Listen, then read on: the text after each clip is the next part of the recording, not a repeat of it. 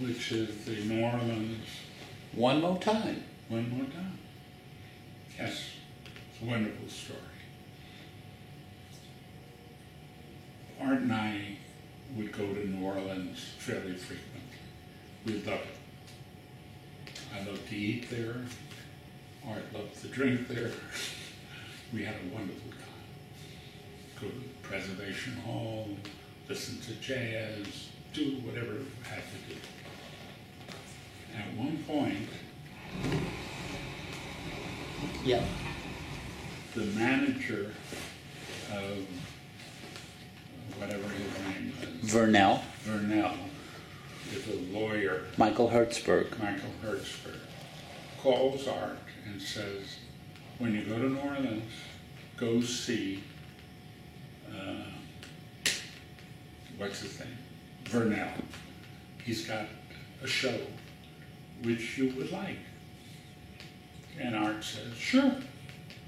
So we go there and we do a run through with Vernell and Topsy and whoever else was there, and we love it. It's a wonderful show. And Art says to me, we got to do this. And I say, yeah, we sure, this fits the cake. I love Dixieland, he loved Dixieland. Just a good show. So we tell Vernell that we're going to do it. We call Michael, we tell him we're going to do it. And Art starts using his contacts, and we get, what's his name? Jerry Wexler. Jerry Wexler to join us, and a number of other people. Quick, we get the money, and they're all rehearsed. They don't have to go into a major rehearsal, but we bring the company to New York, go through a month of doing costuming and rehearsing and shaping it up and doing it. And we open, and it's a big hit. And it's doing great. We're making the rent, we're selling the alcohol, we're also the producers. It's just big, and it looks like it'll run for years. And then we get a hint that there is a wonderful old-time trumpet player. And we go down there, and he's wonderful, and we bring him in and Jabbo Smith. Yeah. And it's just spectacular. It looks like it'll be running for 4 years, 5 years. It's all we need, and it's doing. Art always saw the gate as his personal trust fund. So he would go in and pick up receipts, and no notes, no nothing, just he needed it. So did this, did that, did this. We had running the box office. About a year after the box office, and doing great, we get an audit. And we're missing about $100,000 worth of tickets. The guy who's running the box office has been, Art never audited it. That's not his job. You know? Everybody assumed that we were part of the defalcation. Lost a lot of credibility. People started to drop away. And the show lost about a year of its staying power. But it was a great show. There was Bob Maitland was the guy in the box office. He was an arrogant son of a bitch, as I recall. Pardon? He was arrogant. I remember. Anyway, all right. but quietly arrogant. That's the worst kind. Yeah, he was busy stealing. It was when certain shows, I mean, the shows that we missed, Blue Man. Really? We almost had Blue Man. You almost had hair. Is that true? Or What? how about hair? Or is Less real, but in contention. do you have anything to say about One more time. Jacques Brel? Jacques Brel was wonderful. It was the first of the big shows at the Cape, and wonderful compatibility. Eric and what's her name? Ellie. Ellie were very good friends of Art and mine, and they loved the Cape, and the Cape fitted their thing, and that was just a wonderful, wonderful show in terms of contained for us, big reputation, profitable, just great. Introduced Ellie and helped Eric a lot, and it was wonderful for the Cape. And there were a lot of other shows that he didn't always have good taste. If something came along and it fitted, he fit. You know, Share My Lettuce or some of the other crazy shows. I don't blame him. That's not the point. But he had good taste. He loved Jacques Brel. We both loved One More Time. And the Chapin show, there were a lot of good shows. We did that extended the Gates' life by about 4 years after jazz and rock and roll. Rock and roll destroyed us. The situation is that jazz was never America's music. The reason we could get the top names in jazz is because the top names in jazz couldn't go to a 5,000-seat auditorium.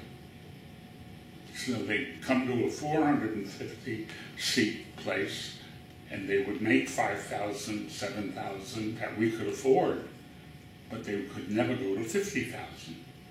Rock and roll, you could be a Schmendrick one day, and the next day you're making 100,000, and you never turn your back. And we never got, oh, I love that place. Woody Allen hated the Cape.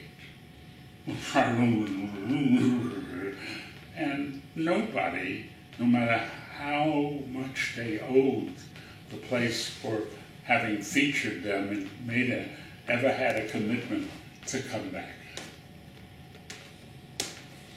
But that's the economics of jazz.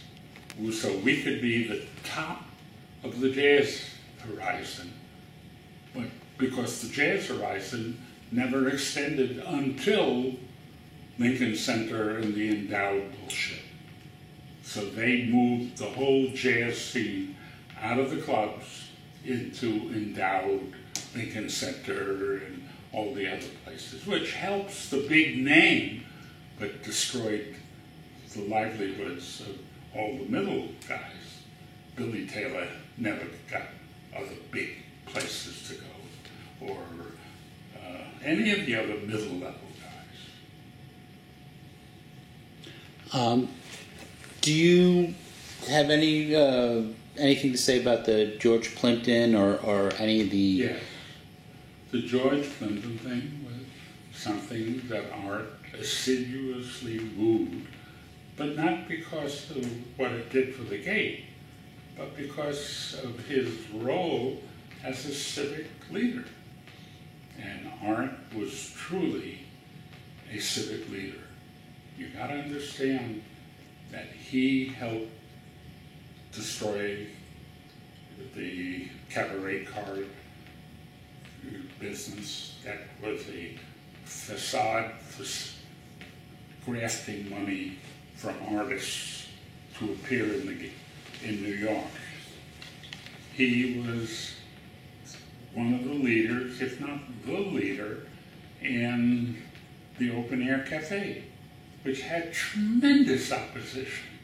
And Art had to work with the politics and all the other things to be able to get the local goody-goodies. We're not going to use New York seats for people to enrich themselves, but it's enriching the life of New York. There's always a local group of people, and Art successfully, in that series of quests, he was very active politically. He was with Jane Jacobs in stopping the highway going through Washington Park. He was active in the feat of Carmen DeSapio.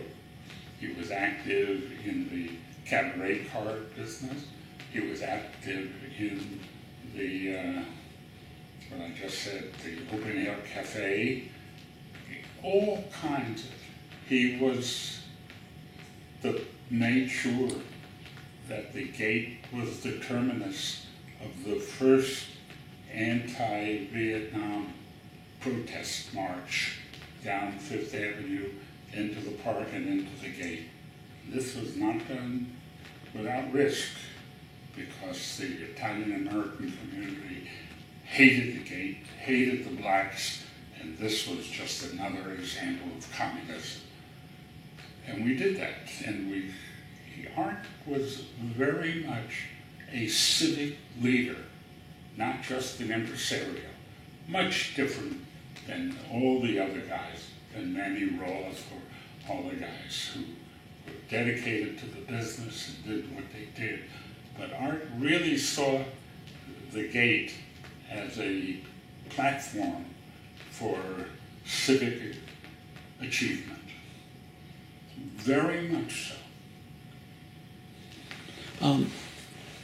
But we were talking about George Plimpton. What Oh. was... At one point, What happened with that? Yeah. The Paris Review wanted to have an affair, and Art volunteered the premises, said, you can cover my expenses, but I'm not going to charge you. And the Paris Review came and brought all the Harvard and that whole guy, and they felt comfortable, and they would come every year with the same arrangement. We didn't make a profit on it. We covered our expenses. Of course we made a profit. We sold liquor and all that stuff. But that cemented, because they were interested in politics. They were backing the novelists. Norman Mailer. Norman Mailer and Jimmy Breslin and all that. So there was a marriage there, which was very good. And Art loved it. He did drinking with them, and then Frank Sinatra wandered in the Village Gate. And it was a nice marriage, and it was helpful, mutually beneficial. What else can I say?